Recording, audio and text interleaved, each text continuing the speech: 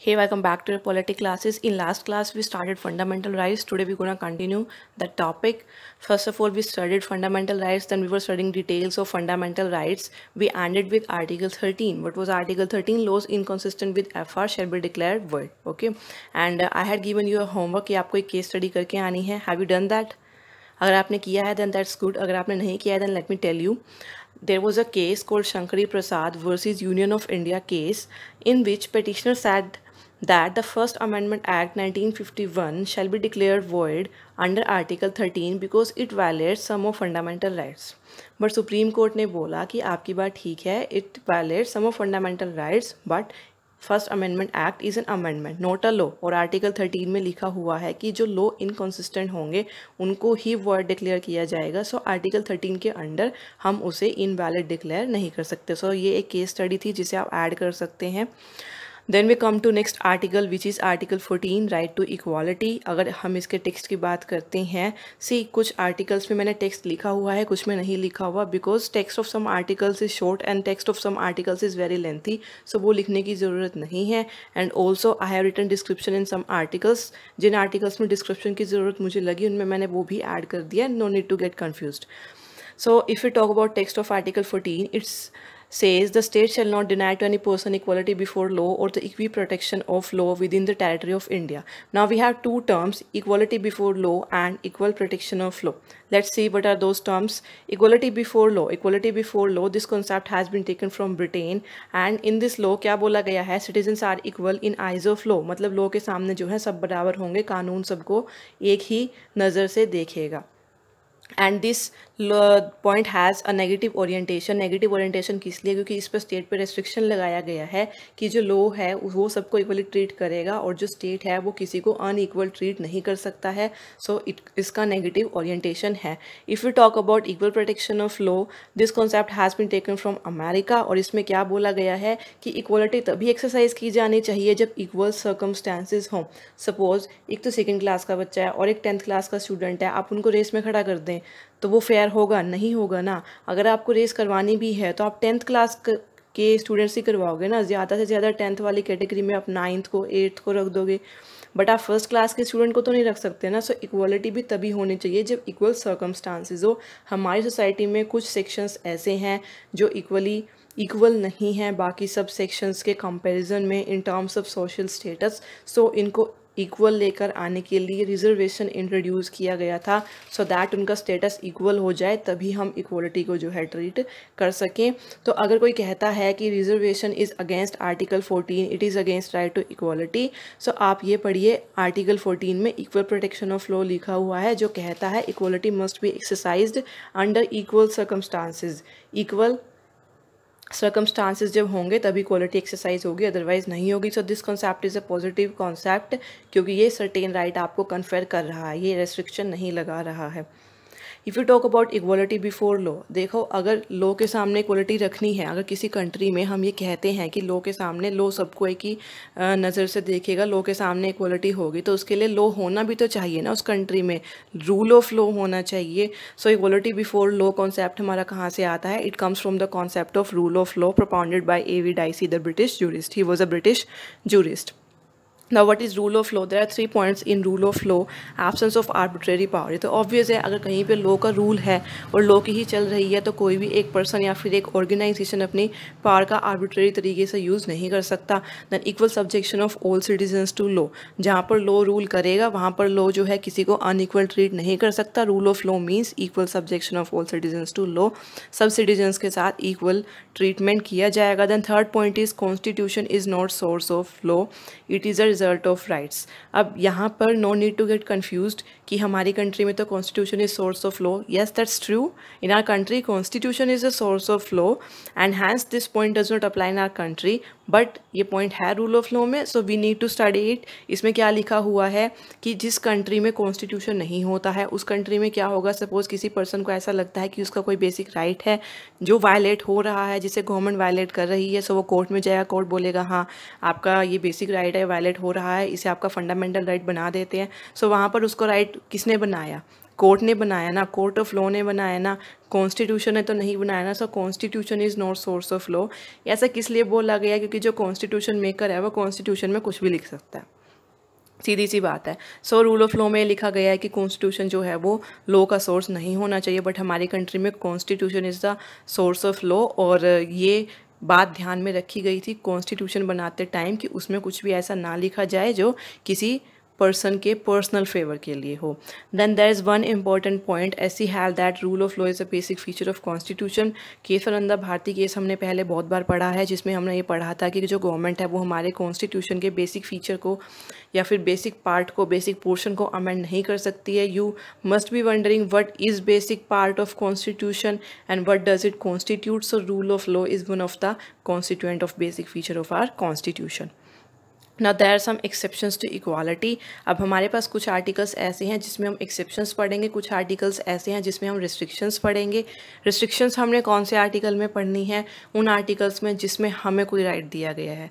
देखो स्टेट को जो राइट दिया गया है, स्टेट के ऊपर तो ऑलरेडी बहुत सारे रिस्ट्रिक्शंस लगाए हुए हैं कॉन्स्टिट्यूशन ने अपने अकॉर्डिंग, बट हमें जो राइट दिए हुए हैं हम उन राइट्स का मिसयूज़ ना करें, उसके लिए हमारे ऊपर भी रिस्ट्रिक्शंस लगाना ज़रूरी है। सो फंडामेंटल राइट्स में जो राइट्स ऐसे हैं जिनमें स्टेट के ऊपर रिस्ट्रिक्शन लगाया गया है, उसमें हम रेस्ट्रिक्शंस नहीं पढ़ेंगे। मतलब वो जो राइट है वो खुद में एक रेस्ट्रिक्शन है। सो उसकी अलग से रेस्ट्रिक्शन पढ़ने की आपको ज़रूरत नहीं है।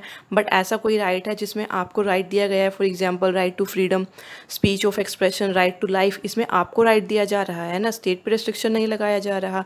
तो ऐसे राइट्स जिनमें आपको कुछ एडवांटेज या फिर प्रिविलेज दिया जा रहा है, उसमें हमको रेस्ट्रिक्शन भी पढ़ना होगा, ठीक है। सो बट ये जो है इसमें तो स्टेट के ऊपर रेस्ट्रिक्शन लगाया हुआ है, ये आर्टिकल अपने आप में रेस्ट्रिक्शन है, इसमें हम अलग से रेस्ट्रिक्शंस नहीं पढ़ेंगे, इसमें हम एक्सेप्शन पढ़ेंगे। इक्वलिटी के कुछ एक्सेप्शंस हैं जहाँ पर इक्वल ट्रीटमेंट नहीं दिया जाता है। We have article 361, 361A, article 105, article 194, जिसके under president, governor, MPs, MLA जो हैं special privileges, special immunities enjoy करते हैं। Then we have foreign diplomats जिनको स्पेशल इम्यूनिटीज़ दी गई है। यूएनओ एंड इट्स एजेंसीज, उनको भी डिप्लोमेटिक इम्यूनिटीज़ दी गई है। ऐसा किस लिए है? क्योंकि ये सब बहुत डिग्निफाइड पोस्ट हैं, बहुत, और इनकी डिग्निटी जो है वो मेंटेन रहनी चाहिए। अब हमारी कंट्री में किसी पर्सन को इतना बड़ा काम दिया गया है कि वो हमारे जो कंट्री है, हमारा जो स्टेट है, उसका हेड है। सो उसको कुछ ना कुछ इम्यूनिटी मिलनी तो बहुत ज़रूरी है, क्योंकि उसको जो है नॉर्मल पर्सन की तरह हम ट्रीट नहीं कर सकते, क्योंकि उसका काम भी बहुत स्पेशल है। सो उसको जो इम्यूनिटीज़ मिली हुई हैं वो भी स्पेशल होनी चाहिए। बट इम्यूनिटी मिलने का मतलब ये नहीं है कि वो अपनी पावर का आर्बिट्रेरी यूज़ कर सकता है। ऑल दो इम्यूनिटीज़ दी हुई हैं बट वो कंट्री के फेवर में ही दी हुई हैं, पोस्ट की डिग्निटी मेंटेन करते हुए, और साथ में ये ध्यान भी रखा गया है कि वो अपनी पावर का आर्बिट्रेरी यूज़ ना करे। Next we have article 15, right against discrimination. I have not written text है क्योंकि इसका जो टेक्स्ट था वो बहुत लेंथी था। अब तक हमने जो आर्टिकल पढ़े हैं, आर्टिकल 12, 13 एंड 14, उनके सब आर्टिकल्स नहीं थे, बट आर्टिकल 15 हैज़ सब articles, that is it has many parts. Article 15(1), article 15(2), article 15(3) and 4, तो वो हमें पढ़ने हैं। मैं आपको बता दूं, ओरिजिनली हमारे कॉन्स्टिट्यूशन में सिंगल आर्टिकल थे, जैसे आर्टिकल 15 हो गया, आर्टिकल 15(1) या 2 हो गया। कुछ आर्टिकल्स, बहुत सारे आर्टिकल्स हैं जो बाद में ऐड किए गए हैं। सो जो आर्टिकल 15(1), 16(1 ऐसे आपको मिलेंगे ना, उनकी जो डेफिनेशन है वो आपको आर्टिकल की मेन डेफिनेशन के जो है सेम मिलेगी। बट जो आर्टिकल बाद में ऐड किए गए हैं, जैसे आर्टिकल 15(2), आर्टिकल 15(3), आर्टिकल 15(4, इनकी डेफिनेशन आपको थोड़ी सी अलग मिलेगी। ऐसा किस लिए है? क्योंकि इनको बाद में सर्कमस्टेंसेस के अकॉर्डिंग ऐड किया गया है। So if you talk about article 15(1), what it says, prohibition of discrimination only on grounds of religion, race, caste, sex और place of birth by state। अगर आप आर्टिकल 15 की डेफिनेशन लिख कर आएँ तो आपको यही लिख कर आनी है। आर्टिकल 15(1) की भी यही डेफिनेशन है। यही बात मैं आपको अभी बता रही थी कि 15(1), 16(1 जो है इनकी डेफिनेशन मेन आर्टिकल से मैच करती है, क्योंकि पहले यही थे, सिर्फ सिंगल डेफिनेशन थी हमारे पास, बट बाद में मल्टीपल आर्टिकल्स ऐड हो गए। सो हमें अलग अलग डेफिनेशन जो है वो बाद में दे दी गई। ना आर्टिकल 15(1) इसकी डेफिनेशन क्या है? Prohibition of discrimination only on the grounds of. यहाँ पर आपको ओनली का ध्यान रखना है, मतलब कि सिर्फ रिलीजन, रेस, कास्ट, सेक्स और प्लेस ऑफ बर्थ के बेसिस पर आप क्या है डिस्क्रिमिनेशन नहीं कर सकते। सिर्फ इनके बेस पर डिस्क्रिमिनेशन नहीं कर सकते, अगर इनके साथ कोई और ग्राउंड है तब डिस्क्रिमिनेशन हो सकता है। ओनली वर्ड का मतलब ये है। डिस्क्रिप्शन में भी आपका यही लिखा हुआ है कि only means discrimination on other grounds is permitted. अगर कुछ और लिखा हुआ है तो परमिटेड है। एग्जाम्पल देख लेते हैं। No discrimination only on the ground of caste, क्योंकि ऊपर लिखा हुआ है डेफिनेशन में, तो हम कास्ट के बेस पर डिस्क्रिमिनेशन नहीं कर सकते हैं, but on the ground of caste and backwardness. अगर कहीं पे ऐसा रीज़न दिया जाता है कि ये जो है इस पर्टिकुलर कास्ट से बिलोंग करते हैं, सो इनको रिजर्वेशन दिया जाए, तो उनको रिजर्वेशन नहीं मिलेगा। बट अगर रीज़न ये दिया गया है कि ये इस पर्टिकुलर कास्ट से बिलोंग करते हैं और ये पर्टिकुलर कास्ट जो है बैकवर्ड है, मतलब कि इसका सोशल स्टेटस जो है वो लो है कंपैरेटिवली, तब डिस्क्रिमिनेशन हो सकता है। अब आया ना समझ में। नाउ आर्टिकल 15(2), आर्टिकल 15(2) में भी सेम है, prohibition of discrimination only on grounds of religion, race, caste, sex. बस इसमें एक चीज़ ऐड कर दी है, for access to public places, क्योंकि जो आर्टिकल 15(1) था उसमें जो है क्लियरली नहीं बताया हुआ है कि पब्लिक प्लेस पर एंटर करने के लिए ये आर्टिकल का यूज़ हो सकता है या नहीं हो सकता। सो आर्टिकल 15(2) बाद में अलग से ऐड कर दिया गया, स्पेसिफाई करते हुए कि पब्लिक प्लेसेस के लिए भी हम इस आर्टिकल 15 का यूज़ कर सकते हैं। आपको पता ही है पहले के टाइम में क्या होता था, कुछ लोगों को जिनको लोअर कास्ट का माना जाता था उन्हें सर्टेन पब्लिक प्लेसेस पर एंटर नहीं करने दिया जाता था। सो उनके लिए जो है ये आर्टिकल बनाया गया है। डिस्क्रिप्शन की अगर हम बात करें तो this article is available against both state and private individuals, मतलब कि आर्टिकल 15(1) ओनली स्टेट के अगेंस्ट था, आप देख लीजिए इसकी डेफिनेशन में। And if you talk about article 15(2), ये प्राइवेट इंडिविजुअल और स्टेट दोनों के अगेंस्ट है। इट मीन्स अगर कोई सिंगल इंडिविजुअल भी आपको किसी पब्लिक प्लेस पर जाने से रोकता है तो आपका एफआर वायलेट होता है और आप सुप्रीम कोर्ट अप्रोच कर सकते हैं। Then we talk about article 15(3), it provides for affirmative action for women and children. इसमें क्या लिखा हुआ है कि विमेन एंड चिल्ड्रन के लिए हम एक्शन ले सकते हैं। अब ये अलग से क्यों ऐड किया गया है, पहले तो वैसे लिख दिया था कि सेक्स के बेस पर जो है आप डिस्क्रिमिनेशन नहीं कर सकते हैं, बट आर्टिकल 15(3) में क्या है कि आप अफर्मेटिव एक्शन भी ले सकते हैं उनकी सेफ्टी के लिए या फिर उनके लिए। सो कॉन्स्टिट्यूशनल अमेंडमेंट्स की हम बात करते हैं। उसके बाद आर्टिकल 15(1), 2, 3 ऑलरेडी थे। 15(4), 5 एंड 15(4) एंड 5 जो है वो बाद में ऐड किए गए हैं कॉन्स्टिट्यूशनल अमेंडमेंट से। आर्टिकल 15(4) जो है वो ऐड किया गया है फर्स्ट कॉन्स्टिट्यूशनल अमेंडमेंट एक्ट से। फर्स्ट कॉन्स्टिट्यूशनल अमेंडमेंट एक्ट जिसके बारे में मैंने अभी आपको बताया, जो चैलेंज हो गया था Shankar Prasad versus union of India case में। इसमें रिजर्वेशन को ऐड करने के लिए प्रोविज़न डाला गया है। इसमें बोला गया कि जो सेक्शन सोशली और इकोनॉमिकली बैकवर्ड होगा उसके लिए अफर्मेटिव एक्शन लिया जाए। इससे पहले तक सिर्फ विमेन और चिल्ड्रन डाला हुआ था, ये आर्टिकल ऐड करके socially and economically backward section के लिए भी ऐड कर दिया गया। देन आर्टिकल 15(5) ऐड किया गया bye 93rd constitutional amendment act 2005 में, जिसमें ये बोला गया कि एजुकेशनल इंस्टीट्यूशंस में, इसकी भी डेफिनेशन सेम है जैसे 15(4) की है, बट इसमें जो है एक वर्ड ऐड कर दिया गया कि एजुकेशनल इंस्टीट्यूशन में। ये वैसे ही है जैसे हमने आर्टिकल 15(1) एंड 2 पढ़ा है, उनकी जो है डेफिनेशन सेम है, बस आर्टिकल 15(2) स्पेसिफिकली किसके लिए है, पब्लिक प्लेसेस के लिए। सो आर्टिकल 15(4) जो है एक जनरलाइज आर्टिकल है जो जनरल बात करता है, बट आर्टिकल 15(5) स्पेसिफिकली डील करता है किसके साथ, एजुकेशनल इंस्टीट्यूशंस के साथ। मतलब कि एजुकेशनल इंस्टीट्यूशंस में आपको अफर्मेटिव एक्शन लेना होगा socially and economically weaker sections के लिए, but minority education institutions are exception, वहाँ पर रिजर्वेशन नहीं है क्योंकि वो अपनी मर्जी से रन करते हैं, वो उनका एफआर है, वहाँ पर रिजर्वेशन जो है वो लाएं या ना लाएं उनकी मर्जी है। अब हम कंट्रोवर्सी की बात करते हैं। जो आर्टिकल 15(4) था रिजर्वेशन से रिलेटेड, उसको चैलेंज कर दिया गया था सुप्रीम कोर्ट में, एंड देन सुप्रीम कोर्ट ने बोला कि जो गवर्नमेंट है वो प्राइवेट अनएडेड एजुकेशनल इंस्टीट्यूशंस में कोटा इंट्रोड्यूस नहीं कर सकती, प्राइवेट अनएडेड। अब मैं आपको बताती हूँ, आर्टिकल 15(5) बहुत बाद में आया है 2005 में। आर्टिकल 15(4) जो था 1951 में आ गया था फर्स्ट कॉन्स्टिट्यूशनल अमेंडमेंट एक्ट में।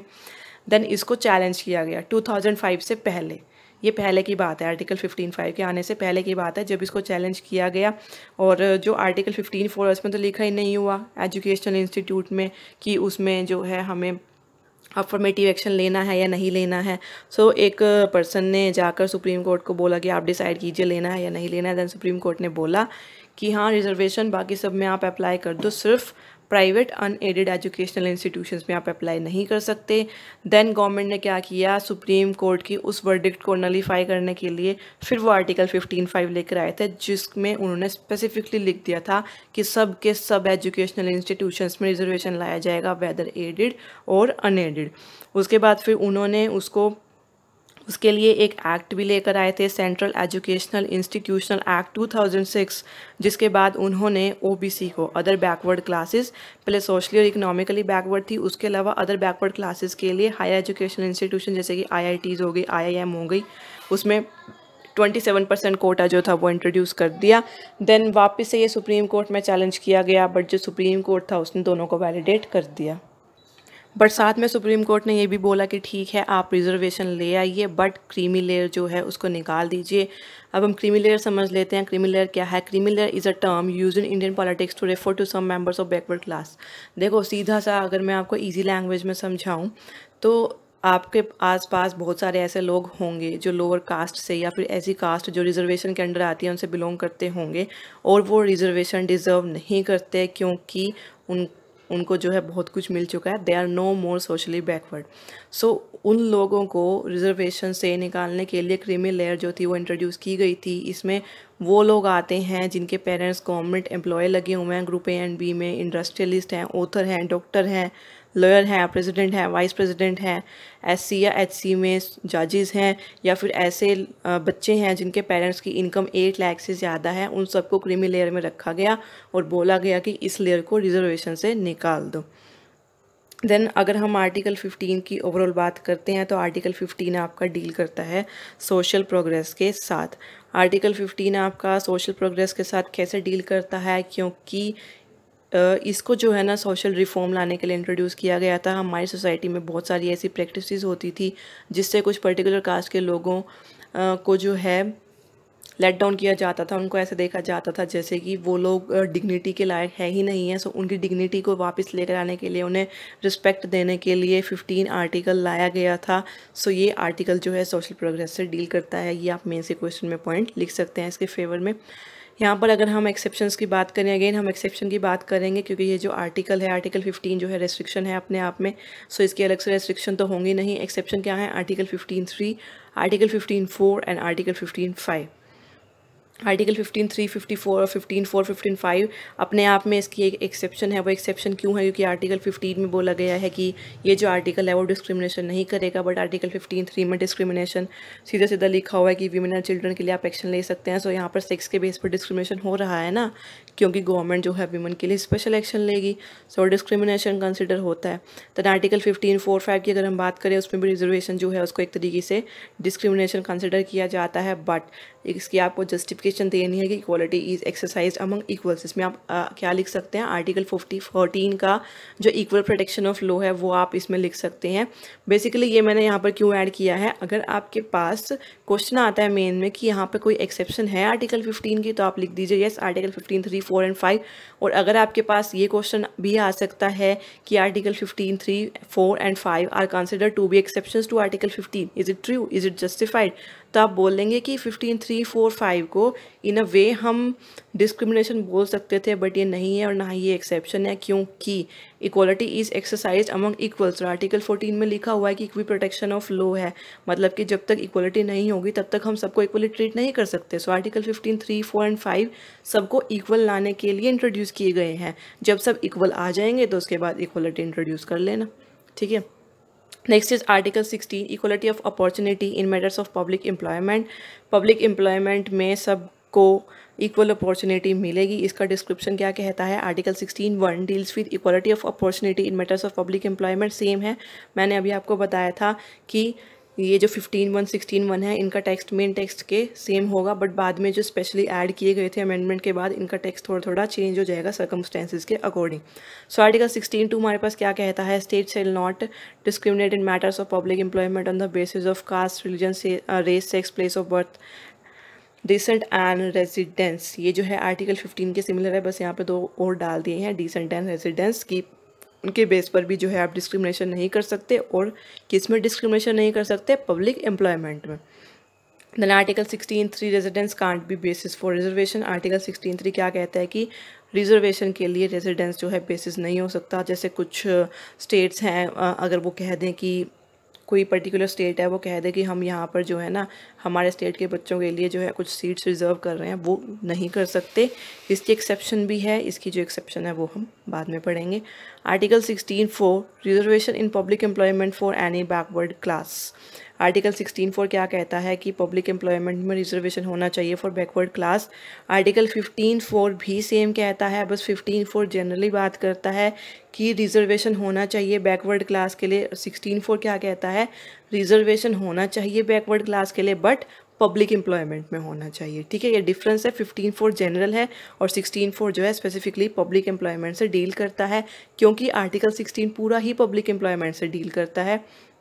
और एक और डिफरेंस है, यहाँ पर एनी वर्ड लिखा हुआ है, मतलब वहाँ पर सिर्फ सोशली, एक तो सोशली बैकवर्ड क्लास थी आपके पास, और दूसरी कौन सी बैकवर्ड क्लास थी आपके पास, इकोनॉमिकली बैकवर्ड क्लास थी। यहाँ पर एनी बैकवर्ड क्लास लिखा हुआ है, मतलब इसमें ओबीसीज भी इंक्लूड है, उसमें ओबीसीज इंक्लूड नहीं थे। सो आर्टिकल 16(5) क्या कहता है, discrimination on the basis of religion in case of certain post of religious endowment. अब क्या है, मान लो कि डिस्क्रिमिनेशन जो है on the basis of religion in case of certain post of religious endowment, किसी जगह पर अगर ऐसी पोस्ट है जो किसी रिलीजन से डील करती है, सो वहाँ पर आप रिलीजन के बेस पर जो है डिस्क्रिमिनेशन नहीं कर सकते।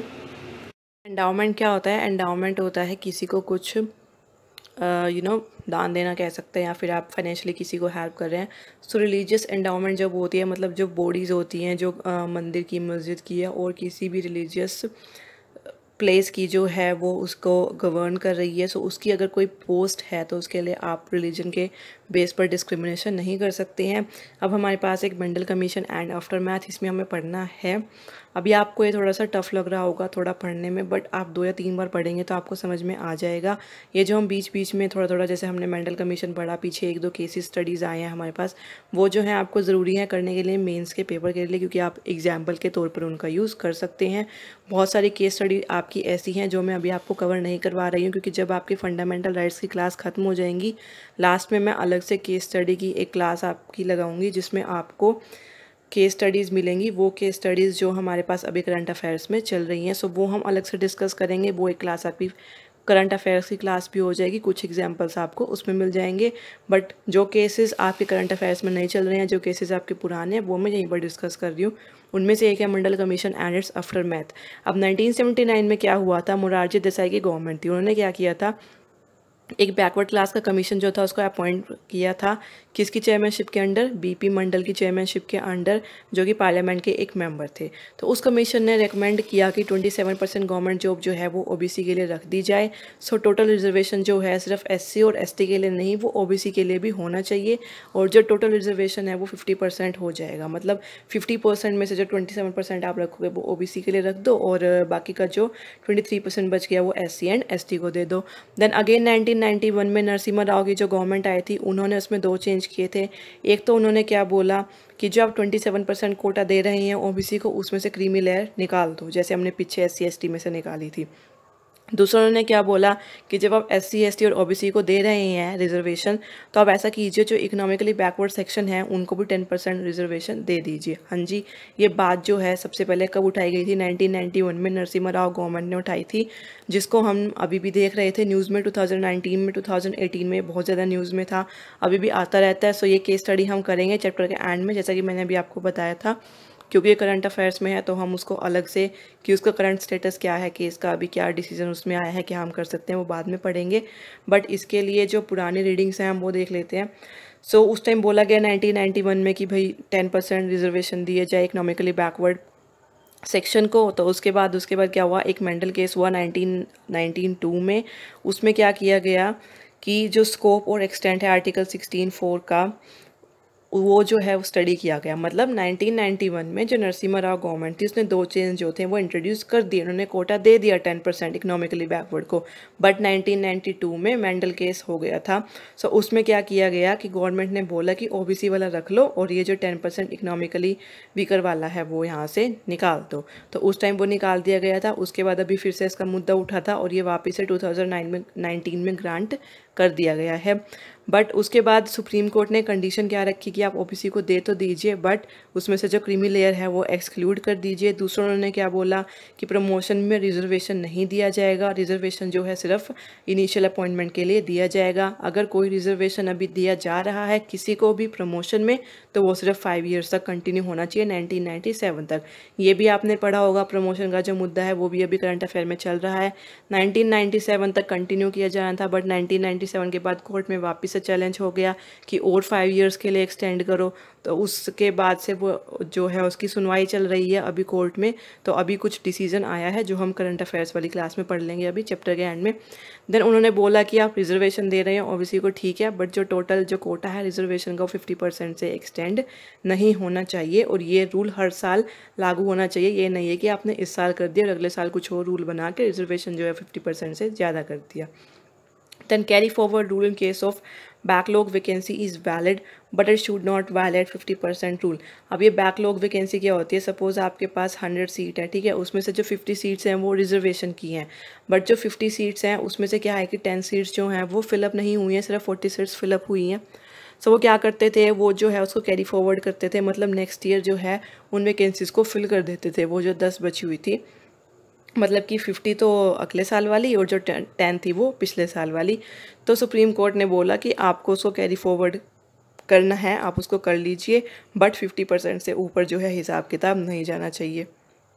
और एक उन्होंने क्या बोला कि परमानेंटली एक स्टैट्यूटरी बॉडी होनी चाहिए। स्टैट्यूटरी बॉडी कौन सी होती है? जो पार्लियामेंट में जो है लॉ बनाकर बनाई जाती है उसको बोलते हैं, वो होनी चाहिए, ताकि वो टाइम टू टाइम ये एग्जामिन करती रहे आपके पास कि ओबीसीज़ में कितना इंक्लूड करना है, कितना इंक्लूड नहीं करना, क्योंकि जो क्रीमी लेयर है उसकी जो आपको लिमिट है वो कितनी रखनी है, कितने लोग निकालने हैं, कितने नहीं निकालने हैं, सो वो कैसे डिसाइड करेंगे?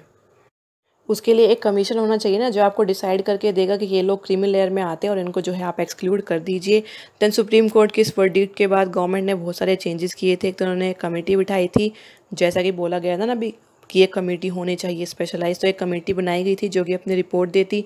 उसके बाद उन्होंने क्या किया था कि जैसा कि सुप्रीम कोर्ट ने बोला कि 1997 तक ही सिर्फ प्रमोशन में रिजर्वेशन होना चाहिए, उसके बाद नहीं होना चाहिए, तो गवर्नमेंट ने उसको नलीफाई करने के लिए क्या कर दिया, 77th अमेंडमेंट एक्ट लेकर आए 1995 में। इससे एक नया प्रोविज़न ऐड कर दिया गया कि स्टेट जो है वो प्रमोशन में रिजर्वेशन दे सकता है एससी और एसटीज़ को, लेकिन उनको ही दे सकता है जो एडिक्वेटली रिप्रेजेंटेशन जिनकी नहीं है स्टेट सर्विसेज में। मतलब ऐसी कोई कास्ट है अगर एससी एसटी में जिनकी स्टेट सर्विसेज में एडिक्वेट रिप्रेजेंटेशन नहीं है, मतलब कि उन लोगों के जो है उनकी कास्ट के ज़्यादा लोग नहीं हैं स्टेट सर्विसेज में, तो उनको वो प्रमोशन में रिजर्वेशन दे सकता है। Again 85th amendment act of 2001 आया था, जिसके बाद बोला गया कि प्रमोशन में जो है सीनियरिटी उसको कंसिडर किया जाना चाहिए। बट ये जो रूल था इसका रिट्रोस्पेक्टिव इफेक्ट था। रिट्रोस्पेक्टिव क्या होता है? कोई रूल जो है आज बन रहा है, बट उस रूल की वजह से पिछले 5, 10, 15, 20 जितना भी गवर्नमेंट चाहे वो उन ईयर्स में भी चेंजेस लेकर आ सकती है। सो ये रिट्रोस्पेक्टिव था। उन्होंने बोला कि जून 1995 के बाद से जितने भी प्रमोशन हुए हैं या होने हैं उसके अकॉर्डिंग उन सब में आप चेंज कर दीजिए। अब ये जो प्रमोशन का करंट स्टेटस है ये हम बाद में डिस्कस करेंगे। बैकलॉग वैकेंसी को नलीफाई करने के लिए उन्होंने क्या किया, 81st अमेंडमेंट एक्ट 2000 लेकर आए। उसके बाद उन्होंने नया प्रोविज़न ऐड कर दिया जिसमें उन्होंने क्या बोला कि प्रीवियस ईयर की जो वैकेंसी होगी उसको जो है सक्सीडिंग ईयर में जो है हम फिल कर देंगे। बट हाँ ये है कि 50% रिजर्वेशन जो है उसकी जो सीलिंग थी जो कि सुप्रीम कोर्ट ने लगाई थी वो भी अब जो है हमारे पास हम इसको नहीं रखेंगे। मतलब कि सुप्रीम कोर्ट ने जो वर्डिक्ट दी थी उसकी आधी से ज़्यादा जो है उसको नलीफाई करने के लिए गवर्नमेंट ने बहुत सारे अमेंडमेंट एक्ट्स निकाल दिए थे। सो बेसिकली इन्होंने क्या किया था, प्रमोशन वाला भी नलीफाई कर दिया एंड बैकलॉग वैकेंसी वाला भी नलीफाई कर दिया। देन हम बात करते हैं 76 अमेंडमेंट एक्ट ऑफ 1994 ने क्या किया, उससे तमिलनाडु में रिजर्वेशन एक्ट जो 1994 है, तमिलनाडु में क्या है रिजर्वेशन का जो कोटा है 50% से ज़्यादा है, 69 है। अब जो सुप्रीम कोर्ट है वो बोलेगी इसको 50 करो, तो सुप्रीम कोर्ट उसको 50 ना कर सके तो उसको क्या कर दिया 9th शेड्यूल में रख दिया। 9th शेड्यूल क्या है, स्पेशल चीज़ है, स्पेशल इम्यूनिटी प्रोवाइड करता है।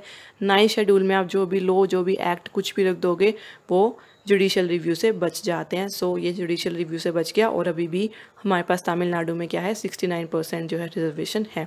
नेक्स्ट हम बात करते हैं आर्टिकल 17 एबॉलिशन ऑफ अनटचेबिलिटी। अब अनटचेबिलिटी क्या है, पहले अनटचेबिलिटी सिर्फ जो है किसके साथ एक्सरसाइज की जाती थी, सिर्फ उन लोगों के साथ एक्सरसाइज की जाती थी जो लोअर कास्ट के माने जाते थे। बट रिसेंटली 1-2 साल पहले भी सुप्रीम कोर्ट ने बोला है कि अनटचेबिलिटी सिर्फ उसको नहीं बोला जाएगा जो आप लोअर कास्ट के साथ एक्सरसाइज करेंगे, बट कोई भी होता है जैसे वीमेन हो गए, कोई बच्चे हो गए, कोई भी हो गया जिसको आप अनटचेबल बोल रहे हैं या फिर सोसाइटी ऐसा कुछ बिहेव उसके साथ कर रही है जो कि अनटचेबल के जैसा है, तो उसको भी इस एक्ट के अंडर रखा जाएगा। मतलब कि अनटचेबिलिटी जो है आर्टिकल 17 सिर्फ लोअर कास्ट के लिए नहीं है, विमेन के लिए और बाकी सब लोगों के लिए भी है। कोई भी ऐसा इंसान जिसके साथ ऐसा बिहेव किया जाता है जैसे कि वो अनटचेबल हो, चाहे वो लोअर कास्ट से बिलोंग करता हो या फिर हाई कास्ट से बिलोंग करता हो, वो मैन हो विमेन हो, वो आर्टिकल 17 के वायलेशन के लिए सुप्रीम कोर्ट जा सकता है।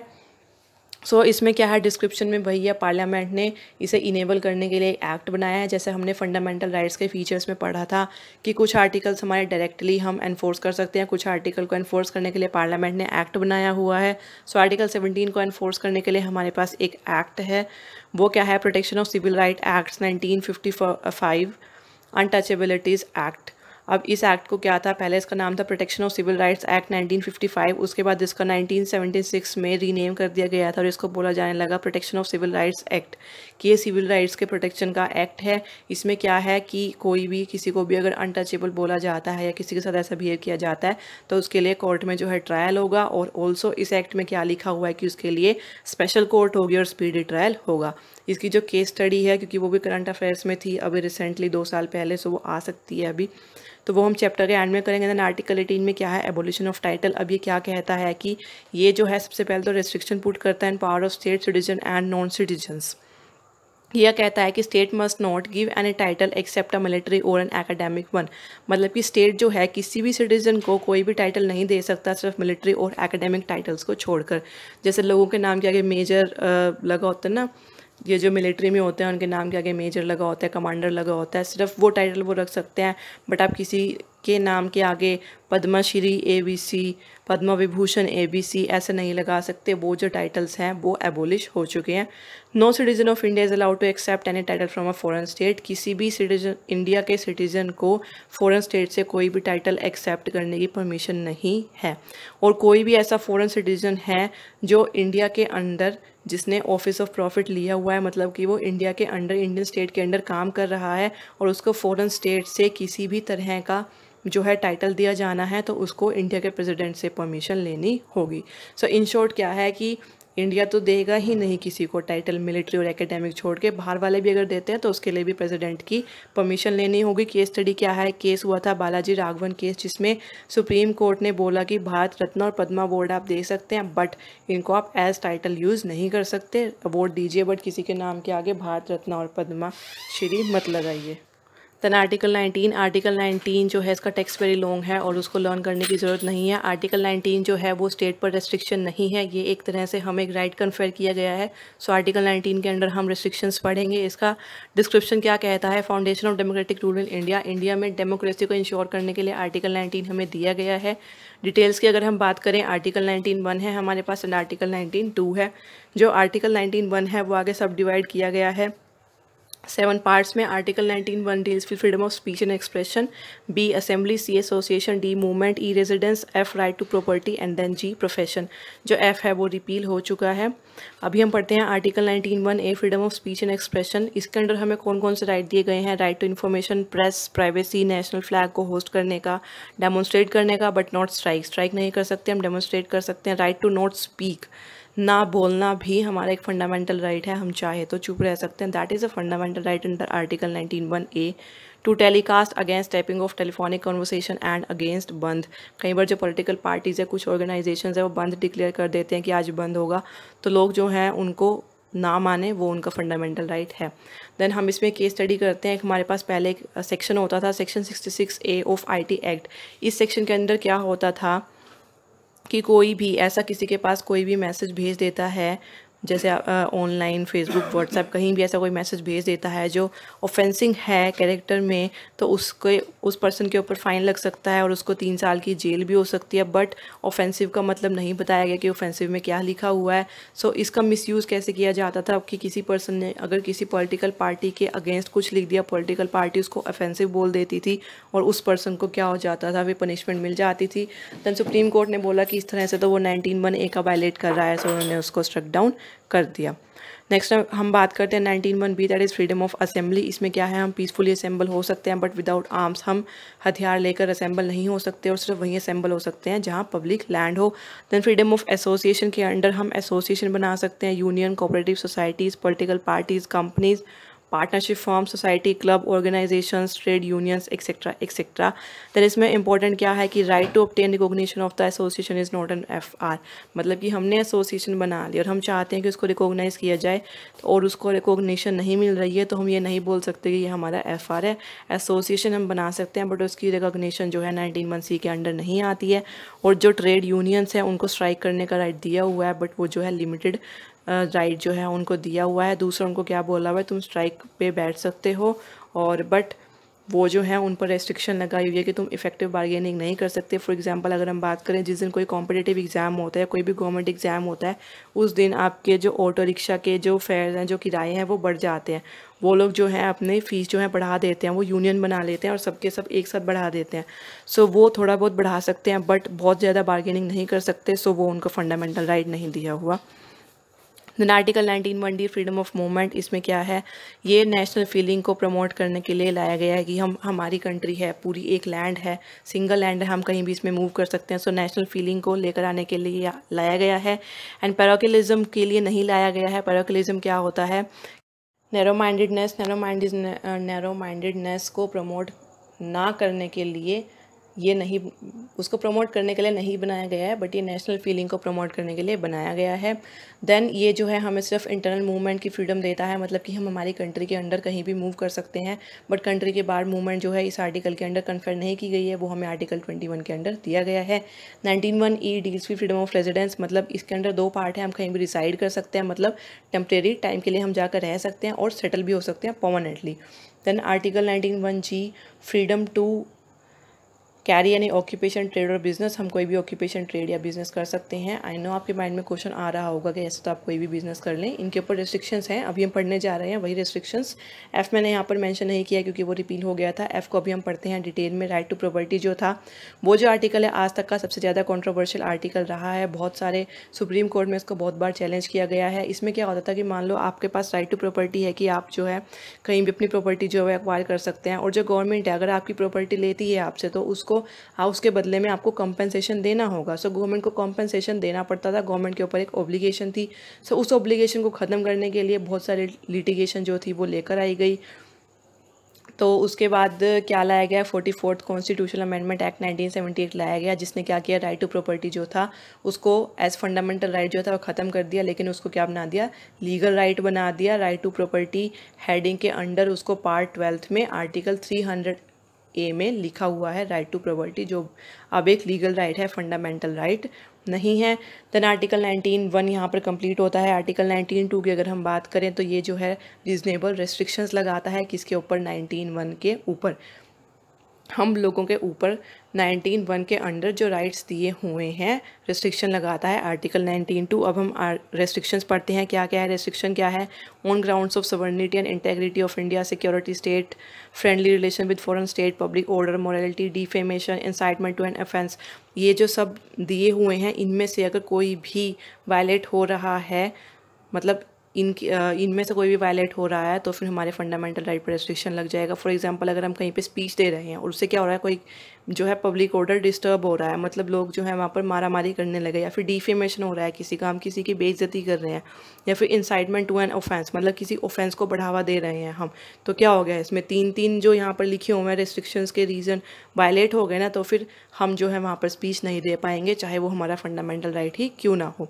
देन हम बात करते हैं जो हमने अभी 19(1) के अंडर अलग अलग आर्टिकल्स पढ़े हैं ना, सब पार्ट्स, हर एक अलग अलग पार्ट्स के डिटेल रेस्ट्रिक्शन हम पढ़ते हैं।